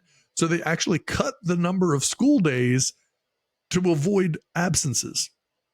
And he said, "Our shift to a 4-day school week is part of our effort to increase bell-to-bell instruction, increase student engagement during days school is in session, and keep absences from infringing on instructional time. We are committed to ensuring these strategic shifts benefit students as intended." So they're literally saying, well, students aren't showing up to school, so we're going to have less school. We're just going to have 4 days instead of 5. Then that's fewer absences that we can count against them that would then prevent them from graduating. Wow. Yeah. So let's get down to business. Let's not drag these parents in here, or guardians, or whoever's in charge of them. Yep. Let's try and accommodate, because it worked well. So we that's we saw a lot of good from really this. Well. Yeah. Again, why are we negotiating with kids? It's okay. Life doesn't negotiate with you. I'm sorry. No. Why are we? Nice if it did. Well, yeah, it'd be real nice. But why are we negotiating with these kids? Like, now they don't know the word no. They don't understand how no works. They don't understand consequences. Now you're going to go and try and figure out a way to get them to graduate, because apparently you don't want to have 28 more kids repeating senior year again though. But maybe this place is different. I don't know, but usually it's a cumulative from your 10th grade to your 12th grade that's going to dictate you graduating. Yeah. There were no signs at the end of 10th grade. Yeah. 11th grade, like everything's going fine up until senior year, and then it's like, nah. Like they're all Yeah, in straight my up high school, it was 9th, 10th, 11th, and 12th. Yeah, you know what? You're right. Yeah, mine too. So, and I know some aren't that way, right? But for us, it was right 9 through 12. So, how is it that now 2 weeks before graduation, it's like, well, we got 85% of these students that aren't going to graduate. Like, come on, man. I mean, you failed them for 4 years apparently. Yeah, and it's only 33 kids. It's not like it's, you're not teaching, 1,000 kids. Like, well, the school system's just overcrowded. It's overworked. You have 33 kids. Nope. Work with them. Figure it out. Like, nobody knows how to. This is sad. Hey, and then you're going to take to Twitter. Like, why? Why are you taking to Twitter to do anything? Or shouldn't you be taking it to the students and their teachers or their parents and guardians? Hey, we're going to learn from this. Like, Twitter. Embarrassing. Let's take to Twitter to tell a Twitterverse that, hey, we're going to learn why from we're this. good. We're committed to excellence. Yeah. Don't be upset with us, the administrators of the school that have 85% of the senior class not able to graduate. Don't be upset with us because we're committed to excellence. Yeah. Did you get the Anheuser-Busch script writers to come up with that statement? Yeah. We're committed to excellence. No, I don't know about the kids. Clearly they're not, but we are. Right? That's basically what they're saying is like, don't blame us because we're committed to excellence. It's the kids that suck. Those kids are the worst. I don't know if you've met your kids, but they're terrible. We're great and we're doing our job the right way. What they need is Michelle Pfeiffer to come in and turn her chair around backwards. It would help. Yeah. It would help. You got to get tough with these kids. That's it. Let's rap. Yeah. Let's talk. Or honestly, I think there's a great story. I thought it was a documentary. Apparently it's not, but Tom Berenger starred in a movie called The Substitute. Former Green Beret, if I'm not mistaken, who goes into a troubled inner city school. And these ne'er-do-well kids, they really weren't on a path that was going to lead them to success. No. And it was challenging for him. But boy, he turned it around. Now, I can't say he turned it all around in one movie because it took probably 6 or 7. Sure. There were a lot of sequels. Yeah. But hey, schools continued to bring him in because they needed that Berenger touch of the substitute teacher, and he solved a lot of problems. Yeah. So, or maybe get Samuel L. Jackson to come in and play Russian roulette with you. Why aren't more teachers playing Russian roulette with their kids to get a point across? It's true. It's true. I mean, the point is, we know that it's out there. There is a model for this. And if you're choosing to not follow it, then that's on you. You deserve whatever happens to you because it's there. You've seen it modeled. It's worked. It's worked. It has worked. And these films made millions of dollars. Millions. More than your school has made. That's right. That's right. Yeah. Yeah. I'm just saying. So, I mean, I don't know. If you're going to trust someone, maybe trust the guy who then went on to be in the Avengers, Nick Fury. I mean, come on. If he's not trustworthy, who is? I think we're trying to help people that don't want to be helped. That's exactly what we're doing. But that's what we're here for. That's all we seem to do. Yeah. Try to help people that don't want to be helped. All right. What do you think? Should we move into quick hits? You ready for some quick hits? Let's do it. All right. It's America's favorite segment, everybody. We're going to jump into it now. Ooh, quick hits. That was anticlimactic. It didn't go off. Yeah. Ding, ding. There All right. Well, no idea why. It says it's loading. Normally there's a loud, majestic boxing bell ring there that goes off, but it'll go off in the middle of the segment and no one will have any idea what that is. Oh, world. They were watching a boxing match recording the show. What is going on? Oh well. All right. There we go. Quick hits. Oh, we told you from the beginning. You never know what's going to happen on the show. We really don't. We don't. No, we should. We should honestly why would figure we it out. expect you to if we don't? It's All right, quick hits. Okay, I saw this. A bettor had a 3-leg parlay. He cashed it out. Spoiler alert, he cashed it out. He had a $25 wager at plus 286,100 for the Kansas City Chiefs to win the Super Bowl, Connecticut to win the NCAA men's basketball championship, and the Denver Nuggets to win the NBA championship. He cashed out a $25 wager for $122.18. So, I have not run the numbers on a $25 wager with plus 286,100 odds. I don't even know exactly how you would calculate that. Is it as simple as just saying 25 times 286,100? It can't be that easy. No, right? I think because, all right, so plus 100, if you bet 1, you get 1, right? Right. So you would get 2. So then if you bet 1 and it's plus, oh yeah, we'd be doing here for a while. Now, how would you figure that out? I don't know how you figure that out. So you got to maybe take off some, so plus 286. So if it's plus 100, I don't know, maybe 2,861 would be your actual odds. Take off 2. I'm sure people are out there like, you guys are idiots. And yeah, yes, why would you even talk correct. about this? Yeah. It's a fair question. Yeah, no, absolutely.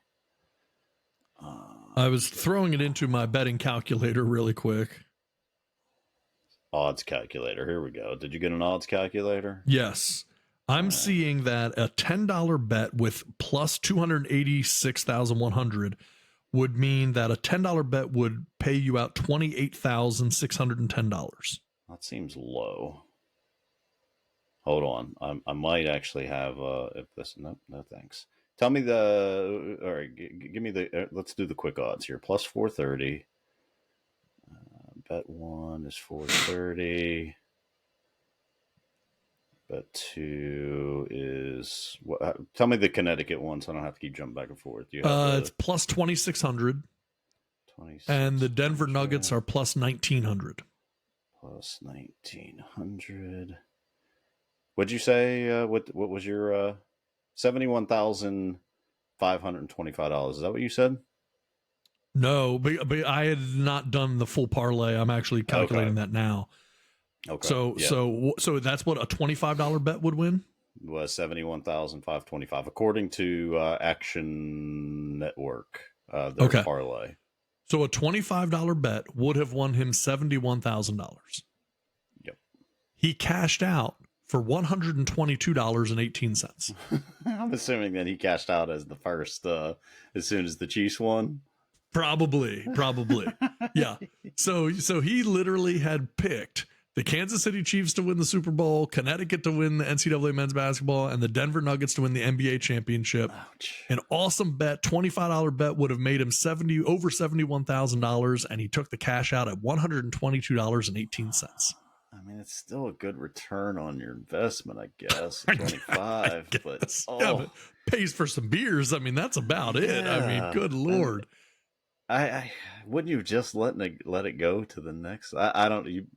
I mean, if you have these convictions, right? You made the bet in the first place. Right? You made the bet in the first place. Like, it's $25. In my mind, I'm going, well, I'm obviously going to let it ride. I only bet $25. Now, if I bet $10,000 and then I could get a payout of $14,000, maybe I go ahead with that.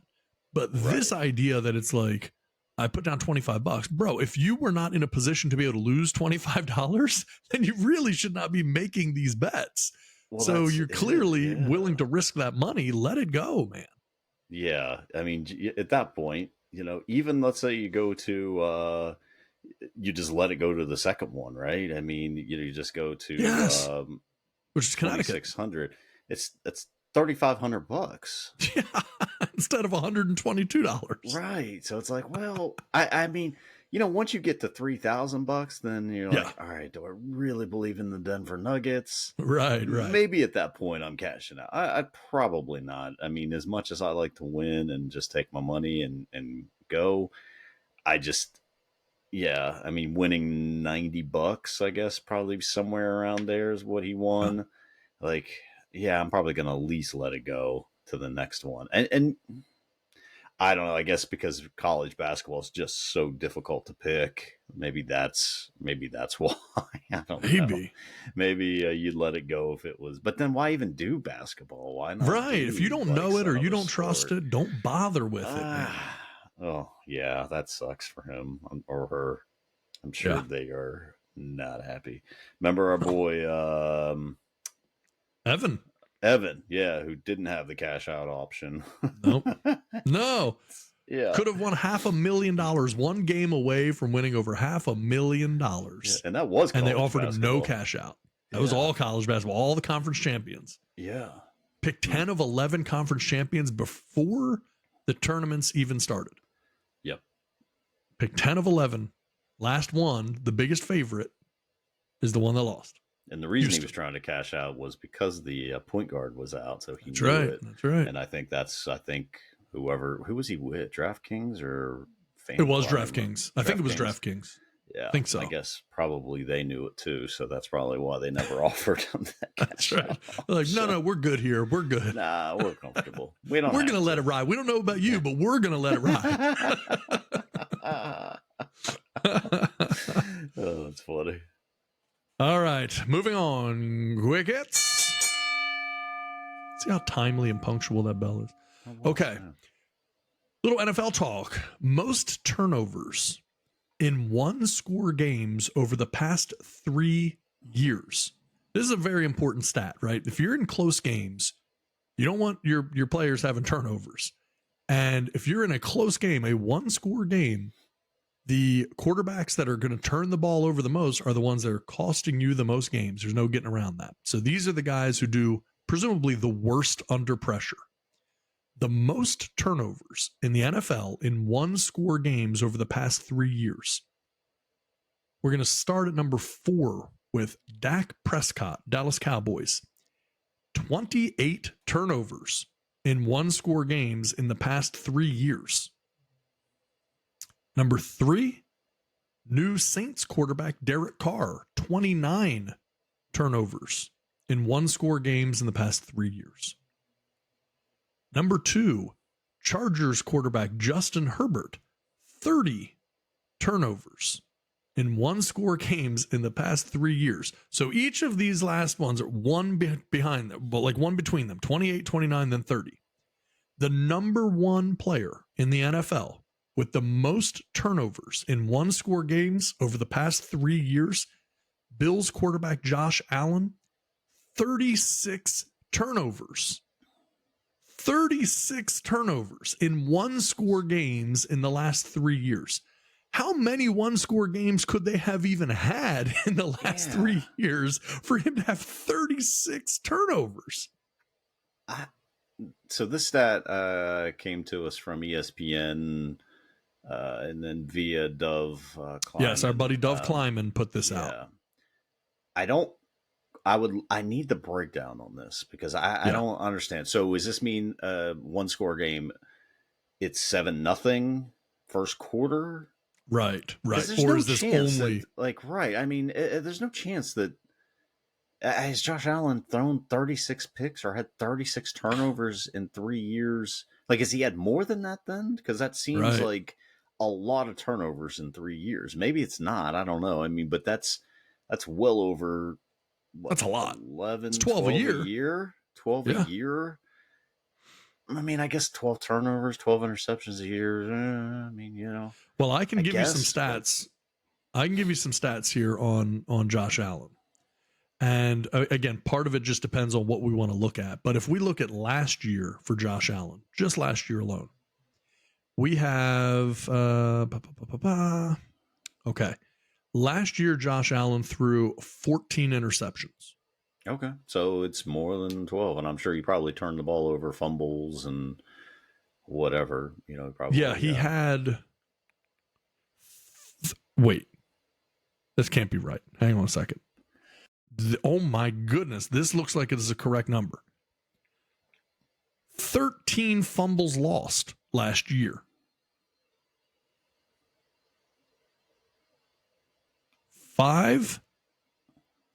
13 fumbles, 5 fumbles lost, Okay. 5 fumbles recovered. That's But still 13 lot, fumbles. Though. 13, you're almost looking at one a game at that point, Yeah. right? You're not that far away from one a game. It's not, but geez, 13 out of 17 games you are, if he played all 17, I think he did, but 13 out of 17 games you are fumbling the ball. Looks like he played 16 games. He's listed 16. Here for playing 16 games. So 13 fumbles in 16 games for Josh Allen last year. Dang. Yeah, I would need to see the breakdown on this because it just, I think they want you to believe that that's like fourth quarter game on crunch the line, time, but clearly not because, the Bills won, 12 games last year?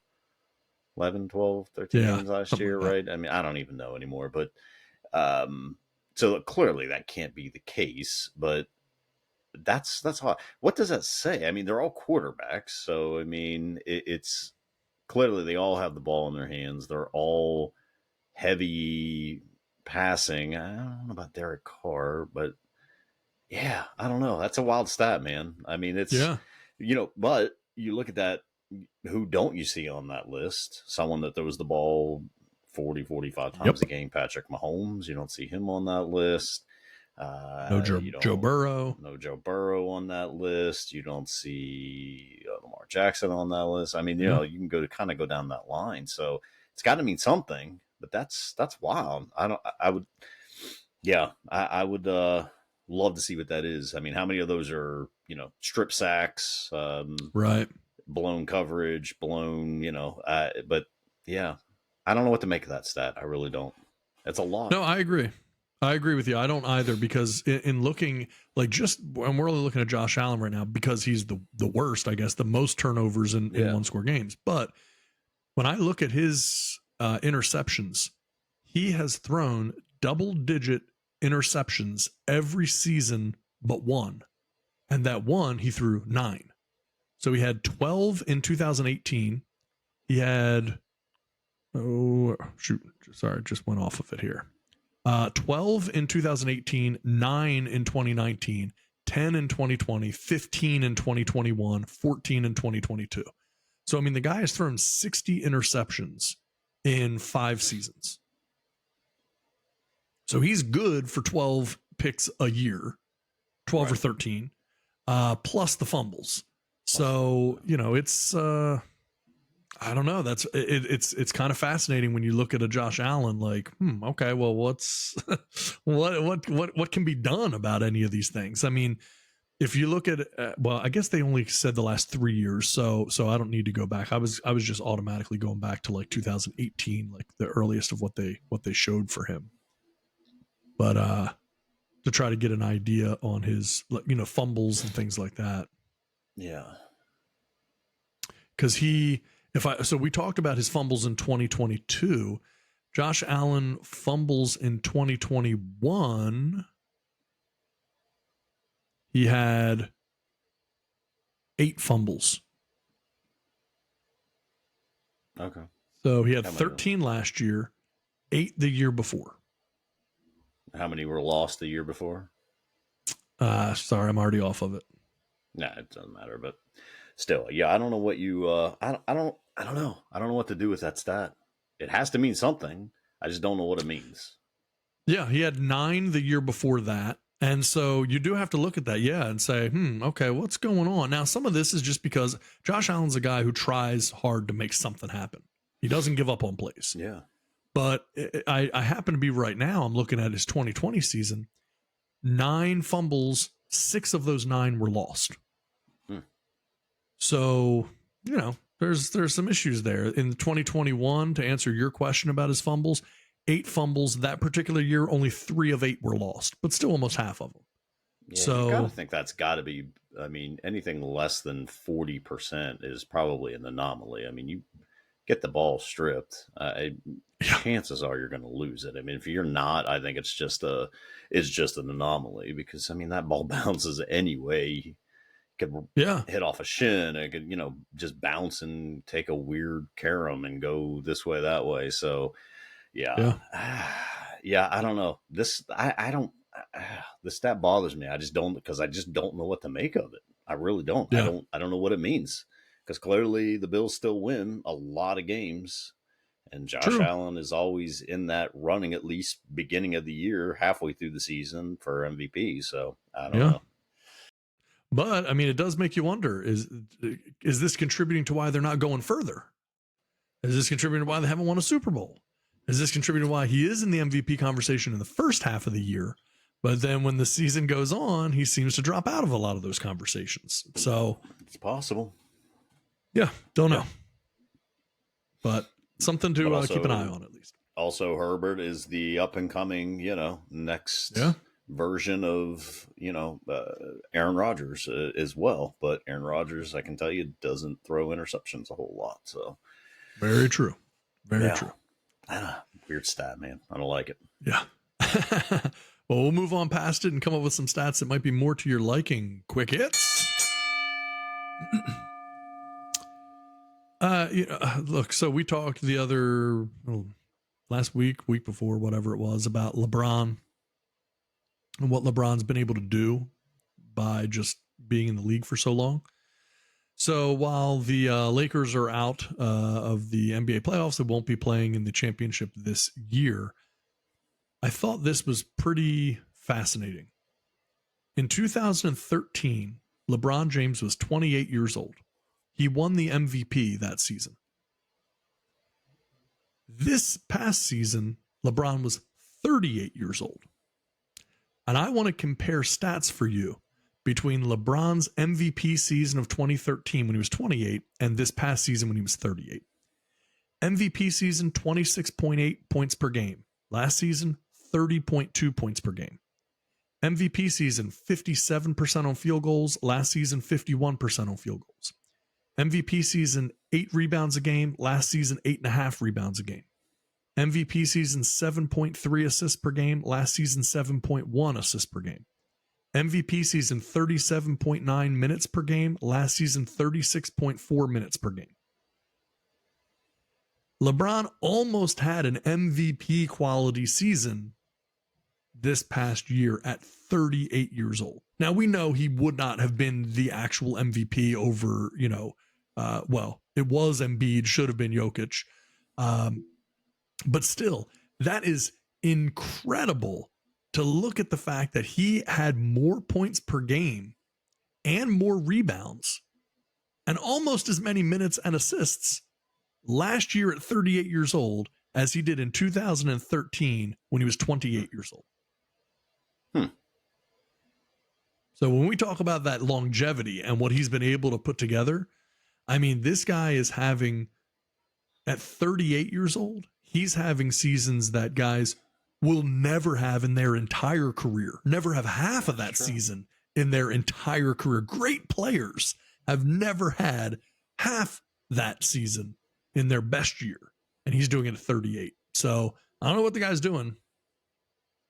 Don't know what he's doing.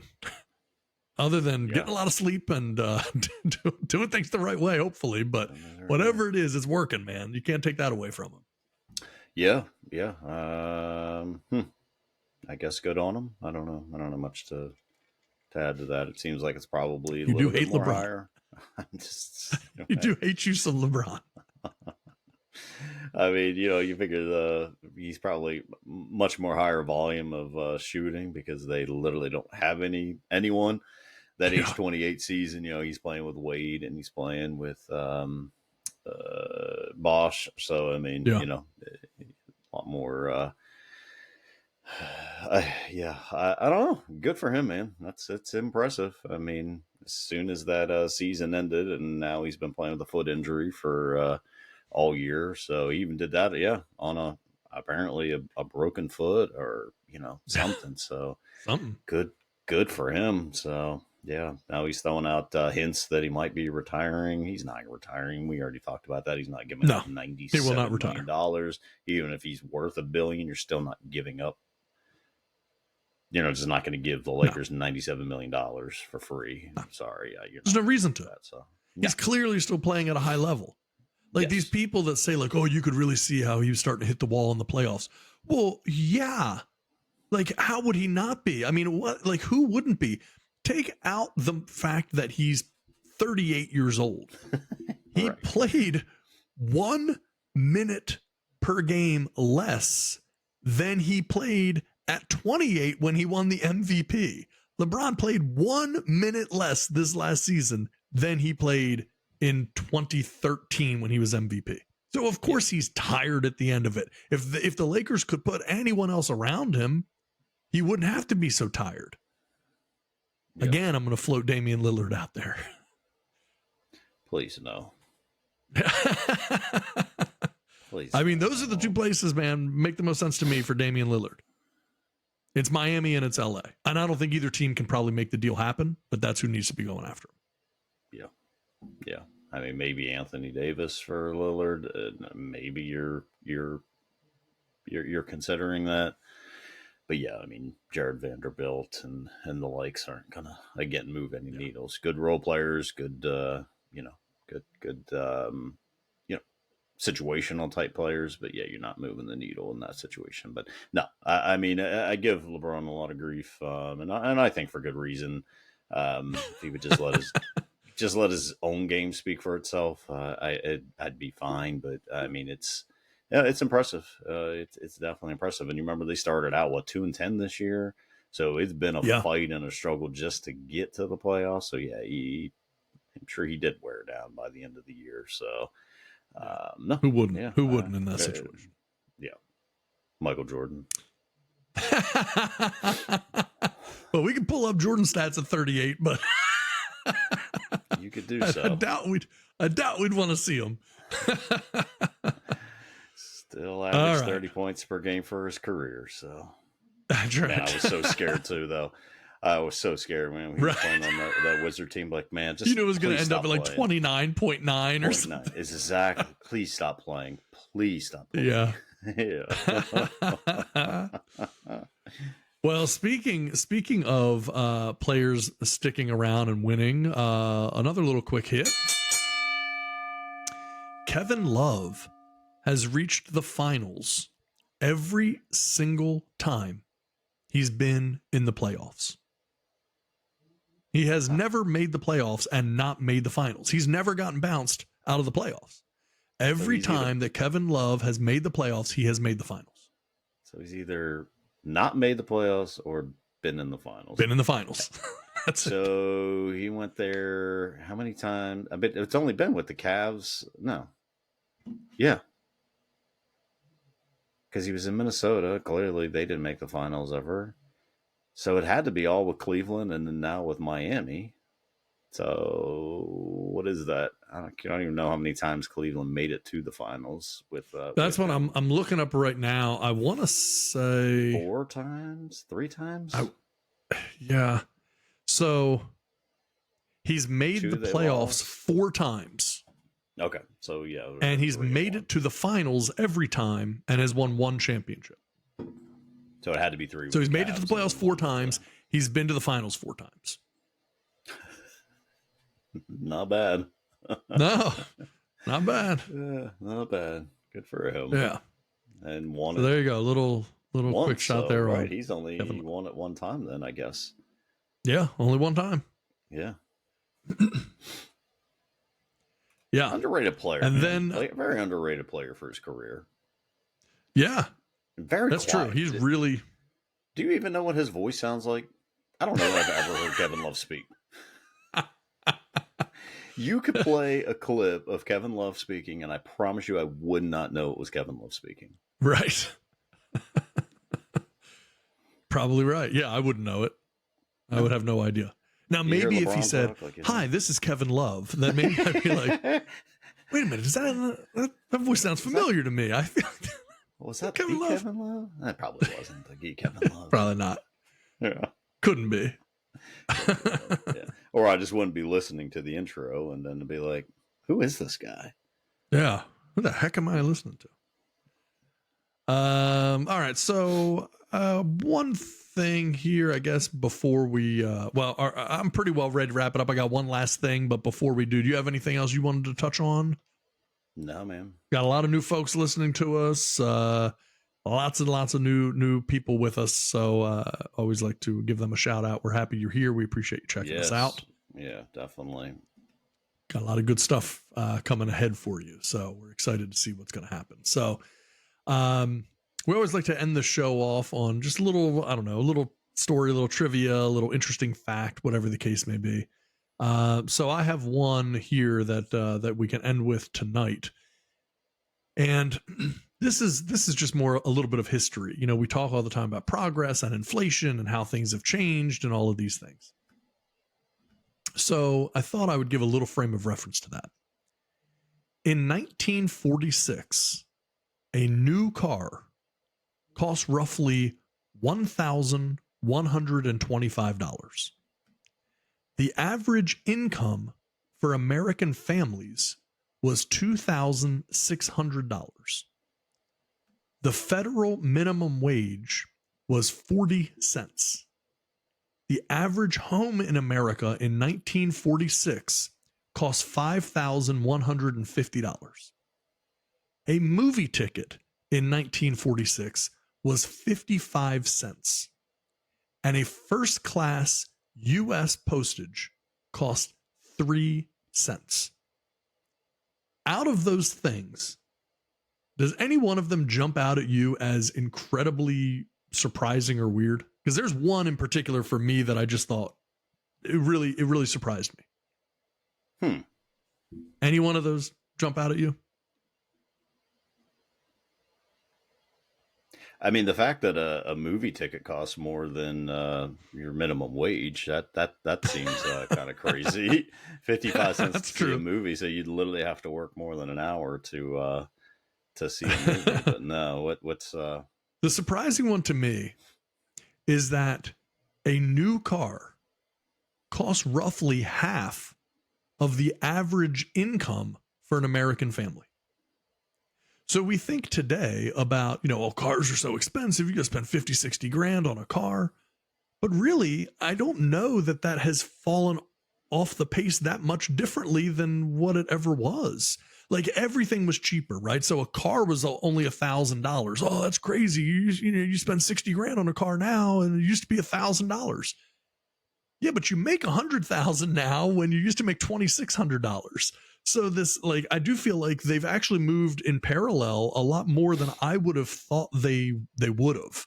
I really thought it would have been cars were cheap, but cars were cheap also in relation to income, but they weren't. Cars have always been very expensive relative to income. So I think sometimes people make these arguments about cars getting so expensive and how are we even going to keep up with inflation and all these things. But honestly, when you look at this from 1946, most of these things have actually moved kind of in lockstep with, with overall income increases. Yeah. Yeah. I mean, the home, it's crazy too, that a home was only 4 times the price of a car as well. Right.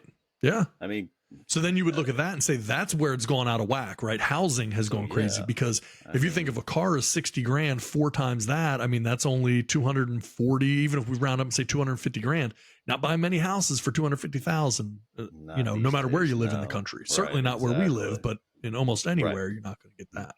Yeah.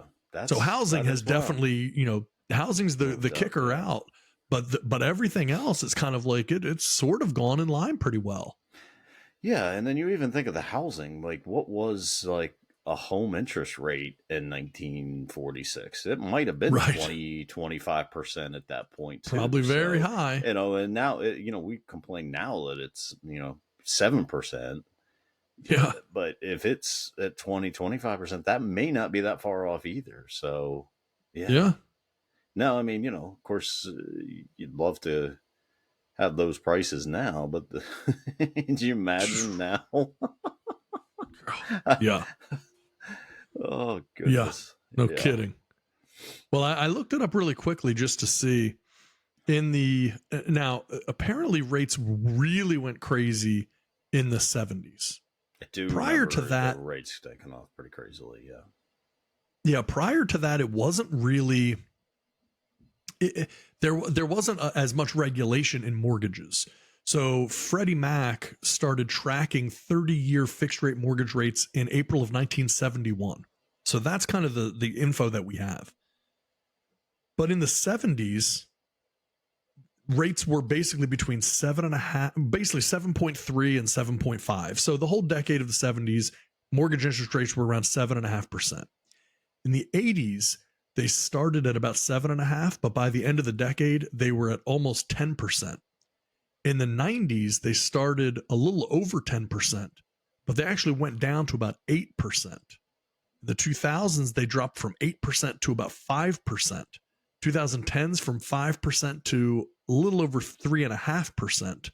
And then in the 20s, they started at 3.72% and then to whatever they are today. So really, where we've seen since the 90s, mortgage interest rates have been dropping decade after decade after decade. This was the first time that we've actually started to see the swing back. The swing back, yeah. Yeah. So anyway, I just thought that was kind of a little interesting thing to talk about there. Yeah. That's it. Anything else to add before we wrap her up? No, that's it, man. All right. Well, we have entertained the world. We want to thank our global audience for checking us out, both on YouTube, on the podcast, wherever you see us. Content is growing on different platforms. The Army grows every day. Again, thank you all for joining us. Thank you for having us. Thank you for listening to us. And we're happy to entertain you. We will try to keep up the good work, and we look forward to talking with you soon. Thanks, everybody. See ya. Good night.